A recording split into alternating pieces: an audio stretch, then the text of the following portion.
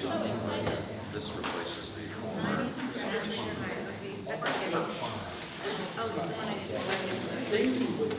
This is the revised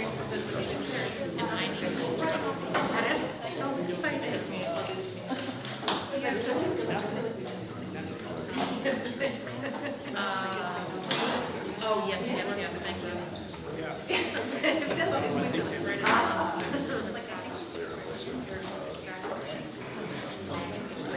Yeah, perfect. Thanks so much. This feels really nice.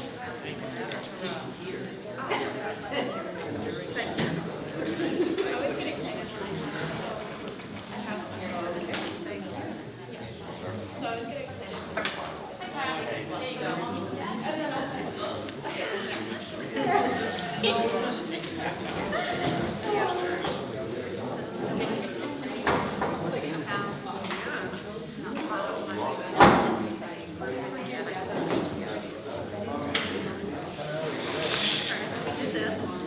We did this. Now our regular presentation. We did that. True.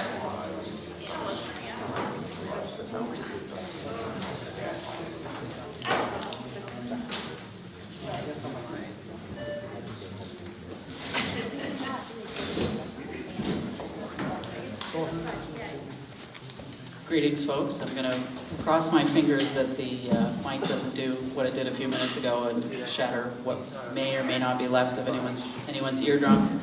So actually, just to get everyone up to speed, the meeting was actually called to order at 4:30 p.m. And we were up in the library, and we had a motion from Richard and a second from Kathy at 4:31 to enter an executive session to conduct interviews with the superintendent of schools pursuant to 1 MRSA 4056A. There was no item 3 as far as any action warranted, and that brings us to where we are here currently at 6 p.m. in the auditorium. And if Brooke could lead us in the pledge, that would be most appreciated.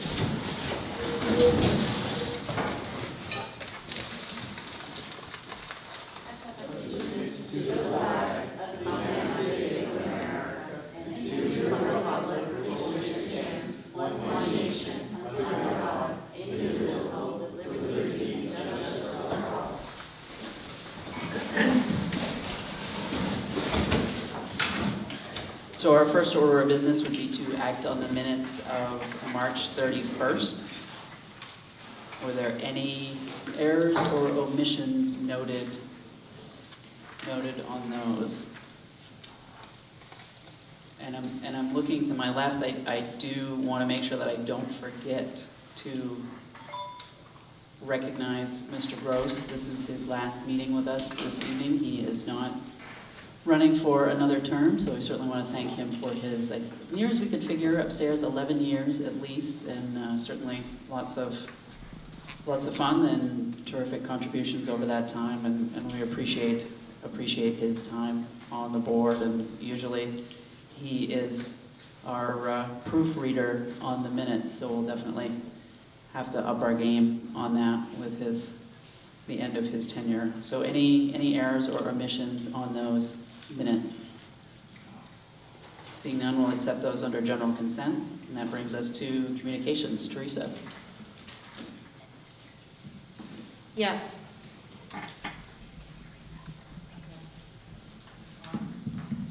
Okay. I would like to report the following. Well, the first one is a resignation. Shannon Wooten, Green Central School Special Education Leader, effective the end of the 2021-2022 school year. And a retirement, Jeffrey McNair, district-wide bus driver, effective April 4th, 2022. Thank you. That brings us to our budget work session. And just as a process kind of note, at the last meeting, the board did approve the budget for this upcoming year. So tonight's actions are housekeeping around what statute indicates the steps that we need to undertake in order to make sure that we have adequate time frame and appropriate time frames around postings around the budget, and make sure that we have all the appropriate budgetary documents. So item 7.1 is to act on proposed creation and elimination of positions. Again, these are things that were embedded in the budget. These are not new actions this evening. We simply need to reflect these in our actions tonight and reflect them in the minutes as well. So I would entertain a motion for that and for someone to be willing to read through those. Yuri.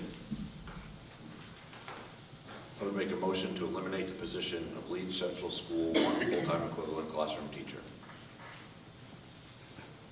Second. All those in favor? Unanimous? I would move to eliminate the position of district-wide 1 full-time equivalent gifted and talented ed tech 3. Do we have a second for that? Second. Kathy? All those in favor? Those opposed? One opposed? I would make a motion to eliminate the position of Tripp Middle School 1 full-time equivalent regular education ed tech 3. Second. Second from Richard. All those in favor? Those opposed? Unanimous? I would move to approve the position of district-wide 1 full-time equivalent gifted and talented teacher. Do we have a second? Second from Richard. All those in favor? Those opposed? Unanimous? I would move to approve the position of district-wide 1 full-time equivalent school psychologist. Second. Motion and a second. All those in favor? Those opposed? Motion carries. Unanimous? I would move to approve the position of a .4 full-time equivalent speech-language pathologist. Second. Motion and a second. All those in favor? Those opposed? One opposed?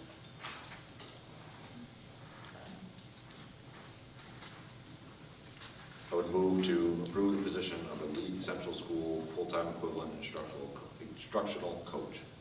Who's a second? I'll second. All those in favor? Those opposed? 4 opposed? Motion carries. Who was opposed besides Jessica and Kyle? Richard. And Julie. I would move to approve the position of Green Central School instructional coach. Second. Motion and a second. Those in favor? Those opposed? I'll abstain. 3 opposed and 1 abstaining. Richard, you opposed? We're talking about the physical education teacher, right? No, we're talking about the Green Central School full-time. Oh, no, I'm opposed. Sorry.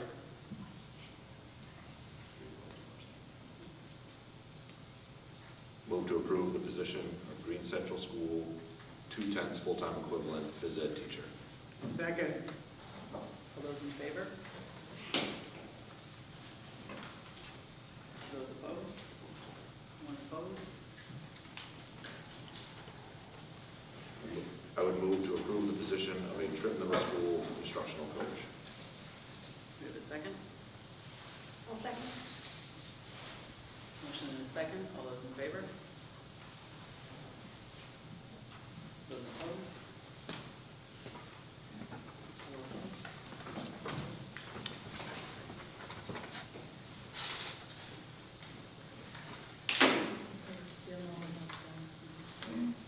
I would move to approve the position of a TPS full-time equivalent kindergarten teacher. Second. Second. Motion and a second. All those in favor? Those opposed? Motion carries. I would move to approve the position of a Leavitt Area High School full-time equivalent regular education ed tech 3. Second. Motion and a second. All those in favor? Those opposed? Motion carries. I would move to approve the position of a Leavitt Area High School halftime library ed tech 1. A motion, do we have a second? I'll second to Kathy. All those in favor? opposed? 2 opposed? I would move to approve the position of a Turner Primary School half-time office support assistant. You have a second? Kathy? All those in favor? Those opposed? 2 opposed? I'd move to approve the position of a Turner Elementary School half-time office support assistant. You have a second? Kathy? All those in favor? Those opposed? 1 opposed? I would move to approve the position of a Turner Elementary School full-time equivalent regular education ed tech 2. Second. Motion and a second. All those in favor? Those opposed? 1 opposed? I would move to approve the position of a Turner Primary School special education ed tech 2 for the autism program. Second. Motion and a second. All those in favor? Those opposed? Unanimous? I would move to approve the position of a Turner Elementary School special ed tech 2 for the autism program. Second. Motion and a second. All those in favor? Those opposed? Unanimous? Lastly, I would move to authorize the superintendent of schools to formally notify the employees of position eliminations. Second. Motion and a second. All those in favor? Those opposed? Motion carries. That brings us to item 7.2. Do we have a motion? And we do have specific verbiage around this. Yuri? I would move that the warrant for the district budget meeting presented to the meeting be approved and that a district budget meeting be called for May the 5th, 2022 for the purpose of voting on the annual budget for the district for the 2022-2023 fiscal year. Second. We have a motion and a second. All those in favor? Those opposed? Opposed? That brings us to item 7.3, and that is a call for the district budget validation referendum. I would make a motion that the warrant and notice of election for the district budget validation referendum presented to the meeting be approved, and that a district budget validation referendum be called for May the 19th, 2022 for the purpose of approving the budget adopted at the district budget meeting for the 22-23 fiscal year. Second. We have a motion and a second. All those in favor? Those opposed? Unanimous? That brings us to item 7.4. 7.4 is authorization for Secretary of the District to complete the form of notice of amount adopted at budget meeting. I would move that the form of notice of amounts adopted at the budget meeting presented to this meeting be approved, and that the Secretary of the District be authorized and directed to complete said notice by adding the amounts approved by the voters for each expenditure category and the total school budget summary expenditure amount, all in accordance with the district budget meeting on May the 5th, 2022, and to deliver attested copies of said notice as completed to the clerks of each municipality in the district for posting at all polling places for the May the 19th, 2022 district budget validation referendum. Second. We have a motion and a second. All those in favor? Those opposed? Unanimous? That brings us to item 7.5, and item 7.5 is signatures of required budget documents. So board members all need to sign each of these. These are the copies that'll be posted in the town. So I think if folks would be patient with us for a moment or two, and we'll circulate these around the table and make sure that they are signed. And I know this seems like kind of an odd use of our time, but again, the state does provide framework as to how we need to approach this. So we'll distribute these and get these signed and keep moving along in our agenda.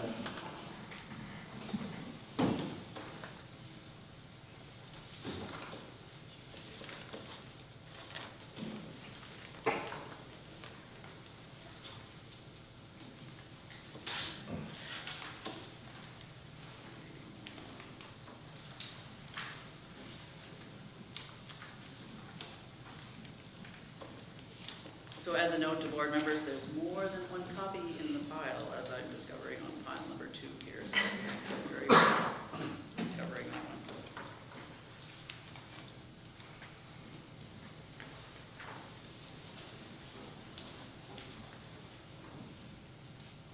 All right, let's try that again.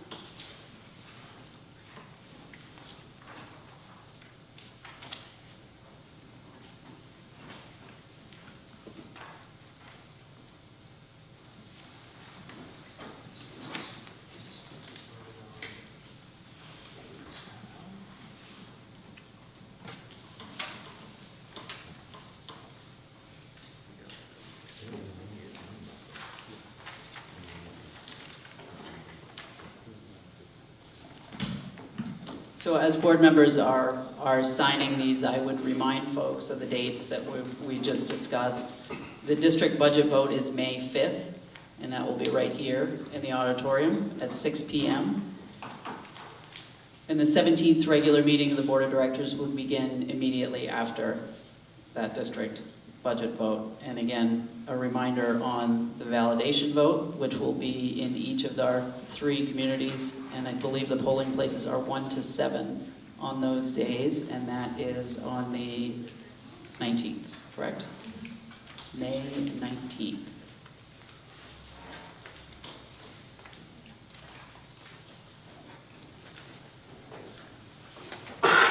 The other items of business under the budget as folks continue through and sign these.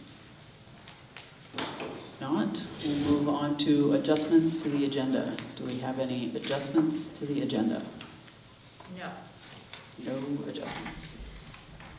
That brings us to committee reports. Finance, Yuri. Finance has not met. PTV, Jessica. We have not met. Not met. Curriculum policy, Joanne.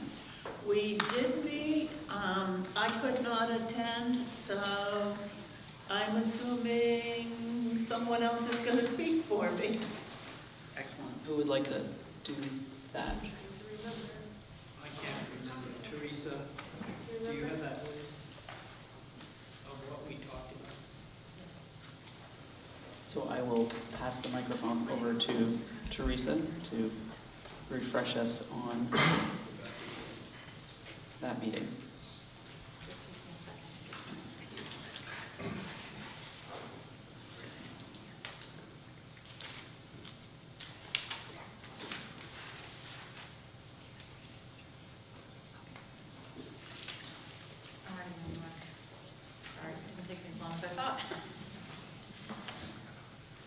Okay, so curriculum and policy met on Tuesday, April 5th. We discussed video cameras on transportation. Although it is not a required policy, I recommended and the committee agreed that we would want to keep that policy. And we have regulations that go along with it. We had a policy review of the guidelines for the district website. We're going to keep them as is for now until a new director is hired and may wish to make some changes. We reviewed the policy for service animals for students and employees. We also reviewed student discipline, managing students with food allergies, and fundraising activities. And then we reviewed an adult education teacher job description. And on that job description, I'm going to work with Brian to get it into the format. And we had a few questions, so that will go back to committee in May. Thank you.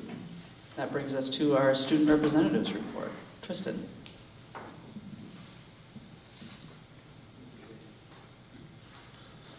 Right, the spring play this year will be Check Please. Auditions for the play concluded at the end of last week.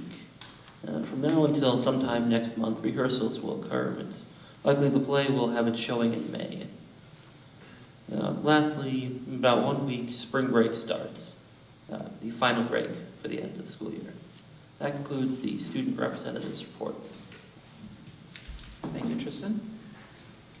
Administrator report, we do not have any of those this evening. We'll look forward to starting those back up again on our last meeting, and I must apologize. I was remiss in not reading off the numbers that Dean did distribute to school board members. If you remember, when we approved the budget this last meeting, there was discussion around making sure that when we received our actual insurance rate to reflect that in the budget books that go out to our communities, and that rate did come in at just over 3%. So the actual tax impact to our 3 communities will be on average 2.81%. So for Green, that's a 3.18%. For Leeds, it's 4.5%, and for Turner, it's 1.92%. So thanks, Dean, for updating us on that, and certainly that was more appealing than the 8% that we had initially adjusted to in the budget. So that brings us to public comment, and I will refresh us on the policy as has been our practice. The board will designate a portion of its agenda as an opportunity for public participation. During the time allotted for public participation, members of the public may speak on any subject directly related to the operations of the school, except for personal matters or complaints concerning specific employees or students, which shall be addressed through established policies and procedures. The following guidelines shall apply to public participation at board meetings. Citizens and employees of the school unit are welcome to participate as provided in this policy. Others may be recognized to speak at the chair's discretion. Individual employees and/or employee groups will not be permitted to discuss matters for which complaint or grievance procedures are provided. The chair may limit the time allotted for comments on a particular topic, as well as the time each individual may speak, and that's at 3 minutes currently. In the event of a sizable audience, the chair may require persons interested in speaking to sign up so they may be called on in a fair and efficient manner. During the time set aside for public participation, the chair will be responsible for recognizing all speakers who must identify themselves as they begin talking. Speakers are not permitted to share gossip, make defamatory comments, or use abusive or vulgar language.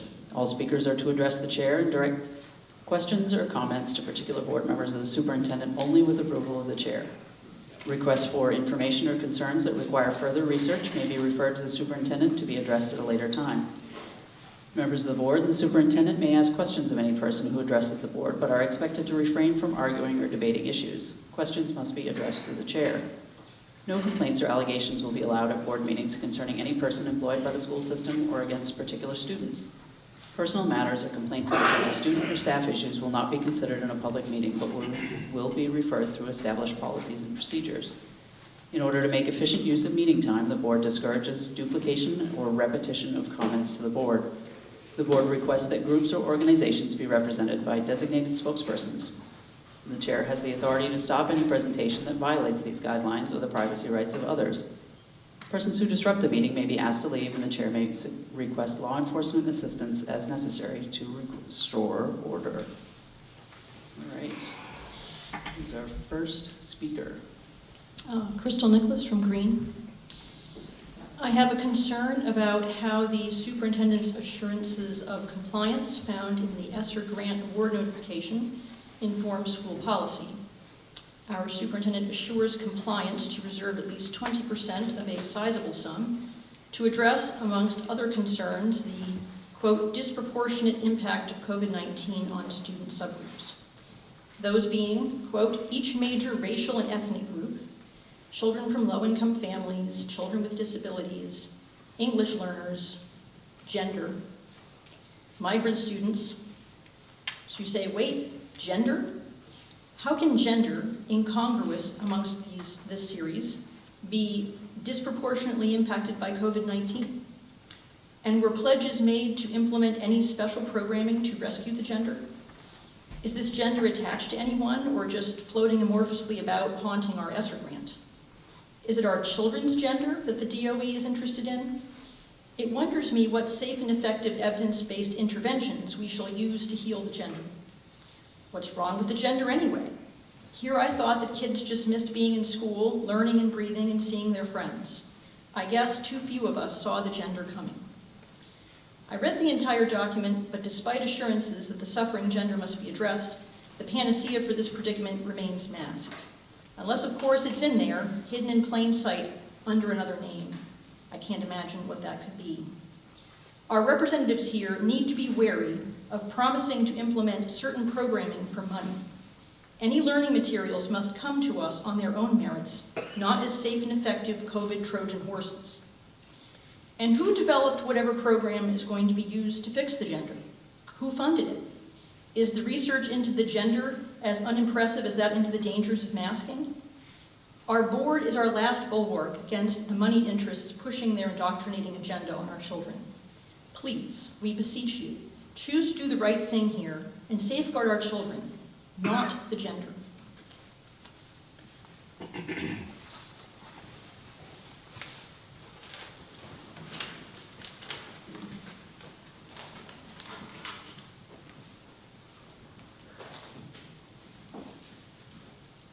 Good evening. I'm Steve McCoy. I'm here tonight to let you know that I received the details of everything on the air system that was installed in the school and reviewed it and studied it as I normally do, and sent back a couple of documents to forward to the business manager. This particular system that was installed has multiple lawsuits. Basically false representation and lots of money. I only sent 2 documents back over for a couple of lawsuits against these companies. We're in the hundreds of millions right now with lawsuits being filed against this company. It will soon be in the billions of dollars. So my recommendation that I forwarded to the superintendent was to give this to the business manager so you guys can review it and I appreciate your rules that you set before this meeting. I would like to mention that we respect you, you respect us. Yes, we're going to agree to disagree on many topics, but social media is not a platform to be calling the parents coming in here that have concerns radicals. And recently that has been done. We have concerns, that's why we're here. And we're ready to fix our concerns. Thank you.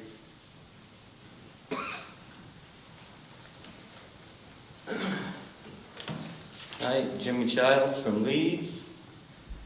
I'm going to read a little excerpt from a book, From the Wisdom of Corey Ten Boom's Father. It's fitting for today's time. So the line had stuck in my head, sex. I was pretty sure it meant whether you were a boy or girl, and sin.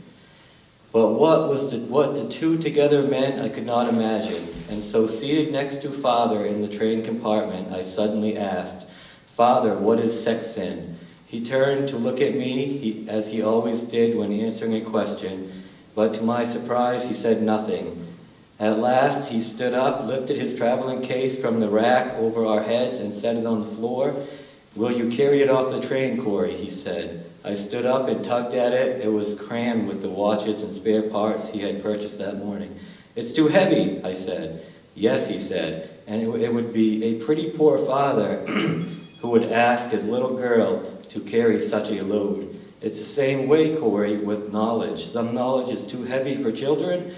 When you are older and stronger, you can bear it. For now, you must trust me to carry it for you. From the Hiding Place, the Trumpian True Story of Corey Tenenbaum. We are asking our children to carry loads that are way too heavy for them. They should not be forced as children to see and feel the world through the lens of adults. Innocence worth protecting and worth fighting for. We need to do our part as parents and caregivers to carry certain things for them until they are old enough to bear the load. You know, perhaps the most disturbing cultural trend that I have seen in the last few years is the destruction of childhood innocence in an attempt to validate adults. You know, this is, you know, Ms. Nichols struck it. I've been researching this Esser's money, and you'd think that something so tied to a disease and trying to make the school safe and stuff is riddled with how we change and talk about people's gender and how we accept transgenderism and change pronouns and do all this stuff.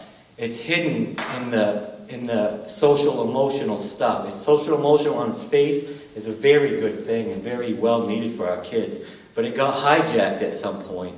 And I'm still figuring that out. When I get more of this into what it needs to be, like I did the math stuff, I want to deliver it to you board members and anybody else that wants to see it. And I'd love to maybe get it on the agenda and come up here and talk about it so we can just keep our children safe as we can. Thank you. Thank you, Richard.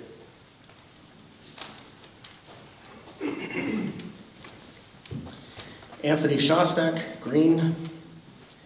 Parents recently received a survey from the school that includes questions about our students' learning, school safety, interpersonal relationships, as well as attitudes about the institutional environment and personal involvement in school. The survey then goes on to inquire, what is your gender? What is your ethnicity? What is your race? And is there another ethnic group with which we identify? What? There is nothing about student learning, school safety, interpersonal relationships, parental involvement, or attitudes about the institutional environment for which a parent's gender, race, or ethnicity should be relevant. Nothing. So why do you ask? And while we're on this subject, when you ask about ethnicity, why are only two options listed? Hispanic Latino and non-Hispanic Latino. This might come as a shock to school administrators, but I don't know of a single person who conceives of their identity in terms of what it isn't. Is that how you teach our kids? By identifying things by describing them as what they aren't? And let's just hear what that sounds like. Excuse me, sir. What ethnicity are you? Well, I can tell you one thing. I'm not Hispanic. I mean, how offensive is that? Sure, we're given the option to list another ethnic group with which we identify, but you have to admit that the survey's wording makes everyone other than Latinos an afterthought. Thanks, I really appreciate your cultural sensitivity. This fascination with group identity, as I've said before, is intellectually indefensible. Ridiculous, it's a waste of money and time. Most importantly, it's divisive and it has to stop. School administrators, please confine yourselves to providing a rewarding education for our children and leave social engineering alone. Anything else for public comment this evening? If not, that brings us to old business, of which I'm going to turn the page over. We do not have any. So that in turn brings us to the consent agenda. And I would entertain a motion for the list on 12.1. Richard, do we have a second? Going once. Thank you, Crystal. Second from Crystal. All those in favor, and that's district-wide extended school year support staff. All those in favor? Those opposed? Unanimous, the motion carries. That brings us to new business. Item 13.1, first reading and acceptance of revised policy EBCB, and that is fire drills. Do we have a motion on this one? Yeah. I'm going to give this one to Richard because it's his last meeting, and Yuri with the second. Discussion on this one? Seeing none, all those in favor? Those opposed? One opposed? That brings us to item 13.2, first reading and acceptance of revised policy IKE, promotion, retention, and acceleration of students, and deletion of regulation IKE-R. So, Richard, do we have a second? A second. Second. Crystal, discussion on this one? Any discussion on this one? If not, all those in favor? Those opposed? One opposed? That brings us to item 13.3, request for an executive session to conduct interviews of superintendent of schools pursuant to 1 MRSA 4056A. So moved. Richard? Second from Kathy. All those in favor? Those opposed? Motion carries. So we will be in executive session, and the board is actually going to return to the library for this one.